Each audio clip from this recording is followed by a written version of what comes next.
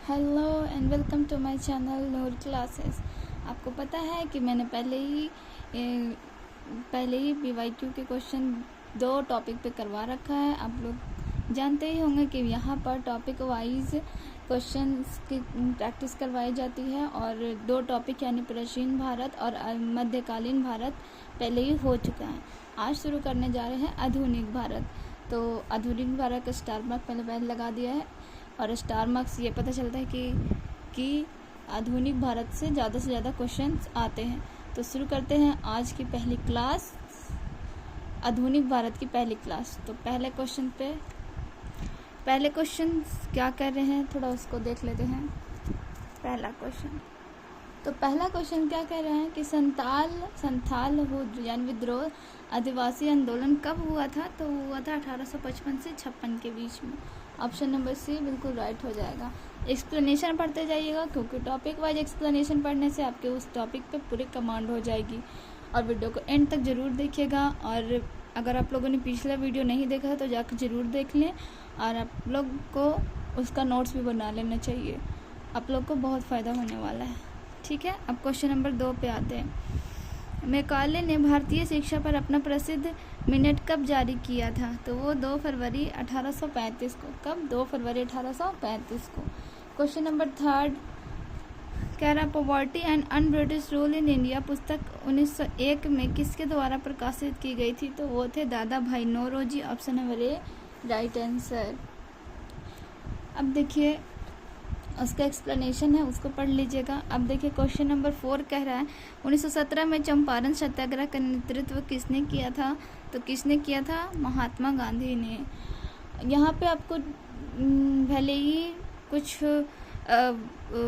Background आवाज़ या फिर कुछ थोड़ी बहुत अगर प्रॉब्लम हो रही होगी तो माफ़ करिएगा, लेकिन यहाँ पे क्वेश्चन बिल्कुल 100% प्योर क्वेश्चन है। आप लोग इसको पढ़ के देखिए, आपको बहुत फ़ायदा होने वाला है। तो इसके कुछ एक्सप्लेनेशन है, आप लोग देख लेंगे।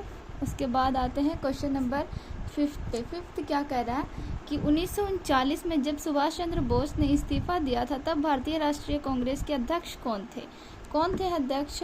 तो वो थे Rajendra Prasad. Option number A right answer हो जाएगा। अब हम लोग आते हैं क्वेश्चन नंबर 6 पे। क्वेश्चन नंबर 6 क्या कह रहा है वो देखते हैं। भारतीय राष्ट्रीय कांग्रेस के पहले मुस्लिम अध्यक्ष कौन थे? तो पहले मुस्लिम अध्यक्ष कौन थे? जरा एक बार देखिए बदरुद्दीन तैयब जी। कौन थे? बदरुद्दीन तैयब जी। अब मिलान करने वाले हैं, तो मिलान करने वाला देख लेते हैं कि सूची 1 से सूची 2 में मिलान करना है। अच्छे से दिखाई दे रहा है ना? देखिए कुंवर सिंह, तो कुंवर सिंह कहाँ के थे? ये तो 1857 का विद्रोह का सूची मिलाना है। तो देखिए कुंवर सिंह है जगदीशपुर, हजरत महल लखनऊ से थी, खान बहादुर बरेली से और मौलवी अहमदुल्ला फैजाबाद से। ठीक है, यानी इसका option number C right answer हो जाएगा। अब इसमें और भी जो रिवोल्स विद्रोही लोग थे उसको दमन करता कौन था और उसके किसके नेतृत्व में हुआ था, तो वो सब दिया हुआ है, एक बार अच्छे से देख लीजिए। देखिए क्वेश्चन नंबर 8 पे आते हैं कि 1857 का विद्रोह किसके द्वारा पहली बार यानी प्रथम भारतीय स्वतंत्रता संग्राम के रूप में वर्णित किया गया था? तो वो थे option number A VD Savarkar. कौन थे? वीडी सावरकर। अब देखिए क्वेश्चन नंबर 9 क्या कह रहा है? कलकत्ता में फोर्ट विलियम कॉलेज की स्थापना किसने की थी? मतलब कैसे हुई थी? तो 1800 ईस्वी में सिविल सेवकों को भारतीय भाषाओं से प्रशिक्षित करना हेतु था। ठीक है, 1800 ईस्वी में किसकी स्थापना हुई थी? फोर्ट विलियम्स कॉलेज कलकत्ता में। ठीक है, अब आते हैं क्वेश्चन नंबर 10 की तरफ। किस वायसराय ने भारत में औपनिवेशिक आर्थिक संरचना का विकेंद्रीकरण किया? तो वो थे मेयो। कौन थे? मेयो। ठीक है, अब देखिए क्वेश्चन नंबर 12 कह रहा है कि प्रसिद्ध पुस्तक गुलामगिरी के लेखक कौन है? तो वो है Jyotiba Phule. Option number A right answer. अब देखिए क्वेश्चन नंबर 13 क्या कह रहा है, उसको देख लेते हैं एक बार। क्वेश्चन नंबर 13 कह रहा है कि स्थानीय प्रेस अधिनियम की अनुमति हुई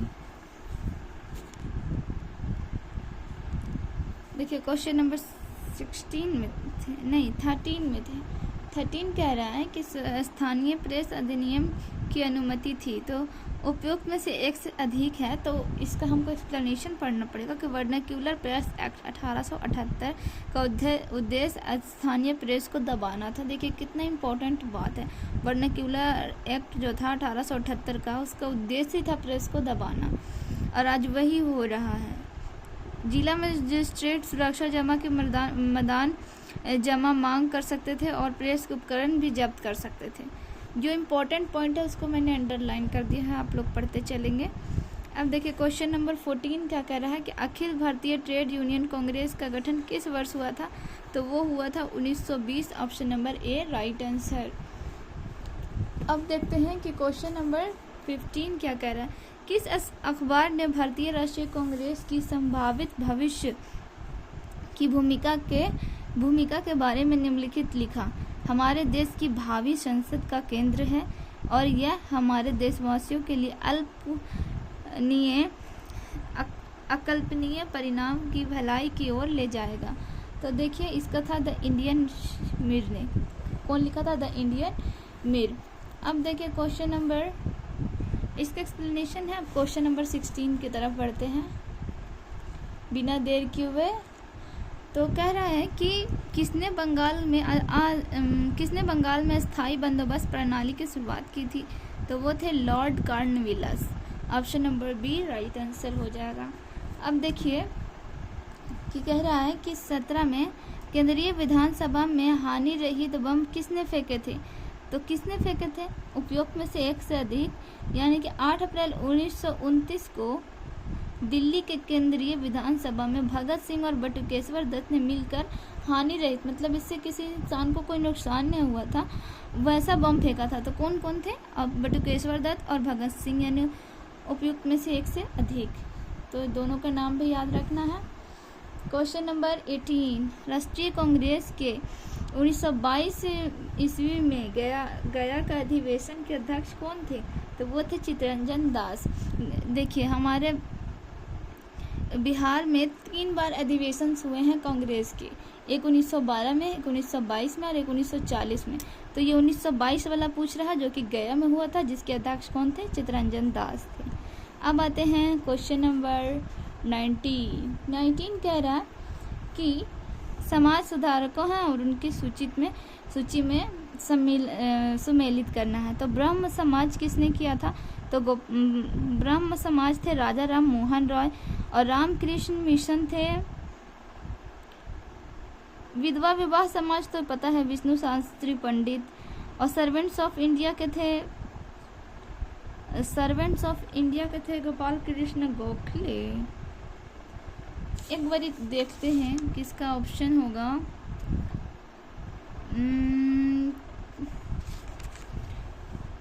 ब्रह्म समाज राजा राम मोहन राय, रामकृष्ण मिशन स्वामी विवेकानंद, और फिर servants of India Gopal Krishna Gokhale, ये वाला होगा।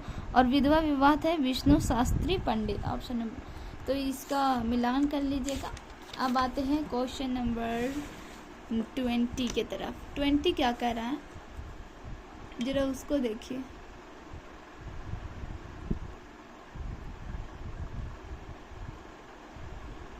पढ़ रहे हैं, ये भी मिलान करने वाला है, तो मिलान कर लेते हैं। कह रहा है कि कुछ लेखक हैं और उनके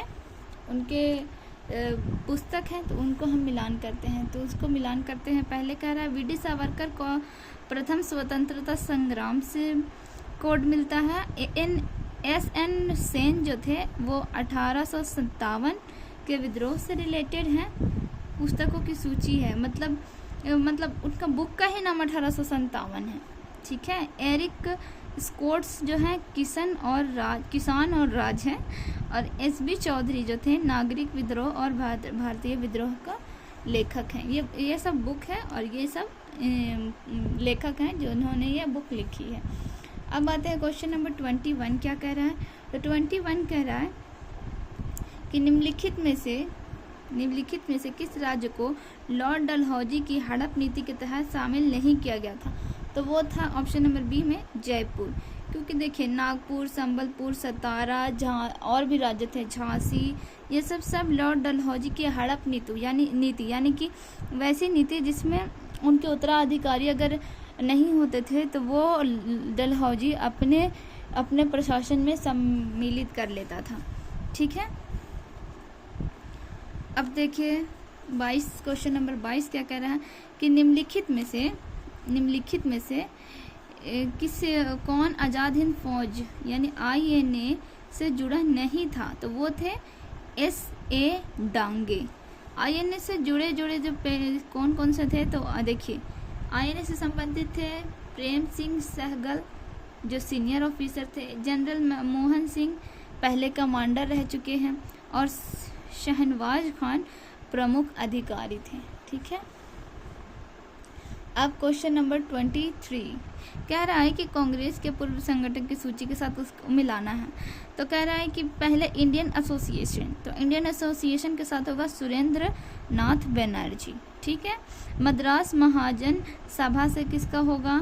M वीर राघवाचार्य, और बॉम्बे प्रेसिडेंसी एसोसिएशन से होगा दादा भाई नौरोजी, पूना सार्वजनिक सभा से होगा जस्टिस रानाडे। ठीक है, अब देखिए क्वेश्चन नंबर 17 क्या कह रहा है। क्वेश्चन नंबर 17 कह रहा है, क्वेश्चन नंबर 17 नहीं 70th BPSC का 24 क्वेश्चन नंबर, किसानों द्वारा विपत्तियों का सामना करने को उजागर करने के लिए सहजानंद सरस्वती ने किस समाचार पत्र को प्रकाशित किया था? तो वो था लोक संग्रह। Option number A right answer हो जाएगा। किसानों के मतलब प्रॉब्लम्स को बताने के लिए, लोगों के सामने लाने के लिए उन्होंने लोक संग्रह नामक एक पुस्तिका समाचार पत्र प्रकाशित किया था। अब क्वेश्चन नंबर 25 में आते हैं। तो क्वेश्चन नंबर 25 क्या कह रहा है, जरा एक बार उसको देख लें। तो कह रहा है कि देखिए जरा, फराजी आंदोलन के संस्थापक कौन थे? फराजी आंदोलन के संस्थापक कौन थे? तो वो थे हाजी सियातुल्लाह, हाजी सियातुल्लाह। क्वेश्चन नंबर 26 में आते हैं। क्वेश्चन नंबर 26 कह रहा है कि new lamps for the old किसने लिखा है? तो वो थे Aurobindo Ghosh. Option number B right answer हो जाएगा। अब देखिए भारतीय राष्ट्रीय कांग्रेस के 1912 पटना अधिवेशन के अध्यक्ष कौन किए थे? हमने पहले ही बता रखा है कि बिहार में 3 बार हुआ था, 1912, 1922 और 1940। तो दूसरे वाला में तो गया में जो हुआ था उसको तो चित्तरंजन दास था, लेकिन पहला में था RN Madholkar. Option number D right answer हो जाएगा। और ये 27वें अधिवेशन 1912 में हुआ था। अधिवेशन 1912 में 27 हुआ था। ठीक है, ये भी बात ध्यान में रखना है। क्वेश्चन नंबर 28 कह रहा है रामकृष्ण मिशन की स्थापना किसके द्वारा की गई थी? तो वो 1897 में स्वामी विवेकानंद के द्वारा। 29 में क्या कह रहा है कि बिहार में भारतीय राष्ट्रीय कांग्रेस के 100 वर्ष किसके द्वारा संपादित हैं? तो वो हैं PN ओझा। ठीक है, क्वेश्चन नंबर 30 कह रहा है अंग्रेजों ने राजधानी को दिल्ली कब स्थानांतरित किया था? 1912 में। कब किया? 1912 में। और देखिए 31 करो या मरो, तो सबको याद होगा कि गांधी जी ने भारत छोड़ो आंदोलन के समय में कहा था। अब देखिए क्वेश्चन नंबर 31 तो हो गया, अब 32 को मिला लेते हैं क्योंकि सूची मिलान करना है। तो कह रहा स्वदेशी सेवक होम, इसका था वैनक्यूवर। इसका सारा का ऑप्शन सामने है। यूनाइटेड इंडिया हाउस देखिए कौन है? सियाटल। युगांतर आश्रम सैन फ्रांसिस्को। INA यानी आज़ाद हिंद फौज रंगून। सब मिल गया। अब देखिए क्वेश्चन नंबर 33 कह रहा है कि मुस्लिम लीग ने प्रत्यक्ष कार्यवाही दिवस कब मनाया था? तो ये था 16 अगस्त 1946 में। ठीक है, अब 34 क्वेश्चन नंबर कि इसका भी मिलान करना है। अब एक बात तो समझ में आ गया कि मिलान करने वाले से टॉपिक से क्वेश्चन ज़्यादा आएंगे, जिससे क्वेश्चन तो एक ही रहेगा पर इसमें सारे को याद करने दिमाग में होना चाहिए। तो फ्री इंडिया, तो इसका होगा तारक नाथ। ऑप्शन ये होगा, इसका ऑप्शन नंबर बी होगा। आप मिलान कर लीजिए कि 1 का डी, 2 का ए, 3 का बी और 4 का सी। ठीक है, अब देखिए क्वेश्चन नंबर 35 क्या कह रहे हैं उसको जरा देख लेते हैं कि निम्नलिखित को सम्मिलित करके सही कूटों का चयन कीजिए। तो इसको भी मिलान करना है तो इसका भी ऑप्शन नंबर बी हो जाएगा। 1 का बी, 2 का सी, 3 का डी और 4 का ए हो जाएगा। अब देखिए क्वेश्चन नंबर 36 कह रहा है कि भारतीय मुद्रा पर 1913 में नियुक्त रॉयल कमीशन का अध्यक्ष कौन था? तो sir Austin Chamberlain. Question number 37, तो 37 क्या कह रहा है उसको एक बार देख लेते हैं। तो 37 कह रहा है, 37 क्या कह रहा है, 37 पर ध्यान दीजिए।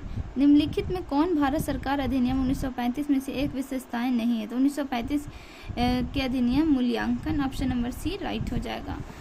और आते हैं क्वेश्चन नंबर 38 पर। राजनीति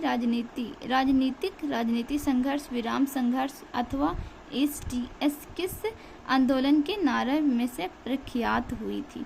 तो वो थी, इसका आंसर की तो BPSC ने हटा दिए हैं, तो यह था सवर्ण अवज्ञा आंदोलन, जो कि ऑप्शंस में ही नहीं है। अब देखिए क्वेश्चन नंबर 39। भारत छोड़ो आंदोलन के दौरान स्थानों पर राष्ट्रीय सरकारें स्थापित की गई थी, ठीक है, तो कौन सम्मिलित नहीं है? तो रैयती सरकार खेड़ा गुजरात, यह सही नहीं है, बाकी ये सब सही है। क्वेश्चन नंबर 40 की तरफ हम आधुनिक भारत में चल रहे हैं, जो कि 25% क्वेश्चन जो हिस्ट्री से आएंगे वो इसी से आएंगे। 25 क्या, अबाउट 50%। एंशियंट से तो कुछ आता नहीं है उतना, 1-2% आता है। मध्यकालीन से भी बहुत कम आता है। ज़्यादा क्वेश्चन मॉडर्न से आएगा, तो इसीलिए इसको ध्यान से पढ़ना है। कह रहे हैं भारत, चीन और इंग्लैंड के बीच त्रिकोणीय व्यापार का मुख्य केंद्र आर्थिक आधार क्या था? तो वो था ऑप्शन नंबर बी, अफीम। अब देखिए क्वेश्चन नंबर 41 क्या कह रहा है? अक्टूबर 1943 में सुभाष चंद्र बोस द्वारा स्थापित स्वतंत्र भारत की अस्थायी सरकार को जापान सहित कितने देशों ने मान्यता प्रदान की थी? तो पूरे 9 देशों, ऑप्शन नंबर डी राइट हो जाएगा। देखिए क्वेश्चन नंबर 42 कह रहा है रॉयल शीर्षक अधिनियम के अंतर्गत रानी विक्टोरिया भारत की महारानी कब बनी? 1877, option number see the right answer, ठीक है। अब हम लोग आते हैं क्वेश्चन नंबर 43 के तरफ। 43 क्या कह रहा है? 43 क्या कह रहा है? एक बार पढ़ेंगे। तो 43 कह रहा है कि वुड के 1854 के प्रेसेशन के संबंध में निम्नलिखित कथनों पर विचार कीजिए। तो ये होगा 1 और 2 सही हो जाएगा, दोनों इसका सही है, ठीक है। तो इसने उच्च अध्ययन के लिए शिक्षा के माध्यम के रूप में अंग्रेजी की सिफारिश की, ठीक है। इसने महिला शिक्षा और व्यावसायिक प्रशिक्षण पर जोर दिया, ठीक है। तो ये थे वुड, ये वुड नाम है 1854 में, ठीक है। इनका पूरा नाम था गवर्नर, इनका क्या था, वुड डिस्पैच था, हमने डॉनवर्ड्स, शॉर्ट में इनको वुड कहा जाता है, याद रखिएगा। अब आते हैं वर्निकुलर प्रेस एक्ट के बारे में। निम्नलिखित में से कौन से कथन सही? अभी तो हम लोगों ने पढ़ा ना, 1878 था ना। वर्निकुलर प्रेस एक्ट के हिसाब से तीनों ऑप्शन सही हैं, ऑप्शन नंबर सी राइट हो जाएगा। इसे लॉर्ड लिटन द्वारा अधिनियमित किया गया था। इसे गैंगिन अधिनियम के रूप में भी जाना जाता है। इस अधिनियम को लॉर्ड रिपन ने निरस्त कर दिया, ठीक है। 1878 सही याद है। देखिए अभी हम लोग पीछे भी पढ़ चुके हैं, यानी क्वेश्चन रिपीटेड है। क्वेश्चन नंबर 45 पे आते हैं कि लॉर्ड मेयो ने 1870 के संकल्प के बारे में निम्नलिखित में से कौन से कथन सही किए थे? तो 1, 2, 3, 4 यहाँ पे चारों सही हो जाएगा, ऑप्शन नंबर सी राइट है। आप लोग इसको पूरा पढ़ लीजिएगा, ठीक है। अब देखिए क्वेश्चन नंबर 46, मिलान करना है और जन्म स्थान है। ये इम्पोर्टेंट क्वेश्चन है, ये और 1-2 बार और पूछा गया भी है, ठीक है। तो क्रिस्टोफर कोलंबस कहाँ के थे? तो वो थे कोलंबस, तो ये थे इटली के। कहाँ के? इटली के। इसका ऑप्शन डी होगा। और इसको आप मिलान कर लीजिए कि जेम्स कर्टियर, यानी कि बी का होगा 4, फ्रांस के थे। सर फ्रांसिस ड्रेक पुर्तगाल के थे। फ्रेडरिक मैगलेट यूनाइटेड किंगडम के थे, ठीक है, नहीं पुर्तगाल के थे। और सर फ्रांसिस जो थे यूनाइटेड किंगडम के थे। अब 47 क्वेश्चन नंबर पे आते हैं। कह रहा है कि भारत के स्वतंत्रता संग्राम के दौरान निम्नलिखित घटनाओं पर विचार कीजिए। तो विचार कीजिए, आगे पीछे होगा। तो पहले आएगा सूरत विभाजन, उसके बाद आएगा मिंटो मार्ले सुधार, उसके बाद आएगा होम रूल आंदोलन, उसके बाद आएगा खेड़ा सत्याग्रह। ऑप्शन नंबर ए राइट हो जाएगा। ठीक है, ये उसके सारे एक्सप्लेनेशन हैं, आप लोग ध्यान से पढ़ लें। अब क्वेश्चन नंबर आते हैं 48 की तरफ। 48 क्या कह रहा है कि लॉर्ड लीटन निम्नलिखित में से किनसे संबंधित नहीं है पूछ रहा है। तो वो थे एल्बर्ट बिल से संबंधित नहीं थे। एक्सप्लेनेशन है, इसको थोड़ा सा पढ़ लीजिए। अब देखिए क्वेश्चन नंबर 49 क्या कह रहा कि बक्सर की लड़ाई के बाद किस संधि पर हस्ताक्षर किए गए थे। तो इलाहाबाद संधि। ऑप्शन नंबर डी राइट हो जाएगा। इसका भी एक्सप्लेनेशन ज़्यादा है, यानी संधि से जो भी इस टॉपिक में जो इम्पोर्टेंट होगा वो यहाँ पे लिख दिया गया है। आप लोग इसको मतलब एक बार पढ़ लीजिएगा बस ध्यान से। अब देखिए क्वेश्चन नंबर 15 पे आते हैं। तो क्वेश्चन नंबर 15 कह रहा है कि निम्नलिखित में से किस आंदोलन में महात्मा गांधी ने भूख हड़ताल को हथियार के रूप में सर्वप्रथम प्रयोग किया था। तो वो था अहमदाबाद हड़ताल। यहाँ पर आपके 50 क्वेश्चन कंप्लीट हो गया मॉडर्न हिस्ट्री के। देखिए मॉडर्न हिस्ट्री इम्पॉर्टेंट टॉपिक है और इम्पॉर्टेंट होने के बाद इसमें लगभग 400 समथिंग क्वेश्चन पूछा गया पूरे 20 ईयर्स में। तो मैं कोशिश करूँगी कि 5 से 6 डेज़ में मैं इसे कंप्लीट करा दूँ और 5 से 6 क्लास में पूरे क्वेश्चन कंप्लीट हो जाएंगे। जिसने भी देखा है और देखना चाहते हैं वो जुड़े रहें मेरे चैनल से, मेरे क्लासेस से, और अपने दोस्तों के साथ शेयर करें ताकि उनके भी क्वेश्चंस क्लियर हो जाए। PYQ ज़्यादा लेंदी वीडियो, ज़्यादा एक्सप्लेनेशन देखने की ज़रूरत ना पड़े, वो खुद से पढ़ के समझ सकें। तो अगर आपको अच्छा लगा तो लाइक करें, सब्सक्राइब करें। फिर मिलते हैं नेक्स्ट क्लास में। बाय।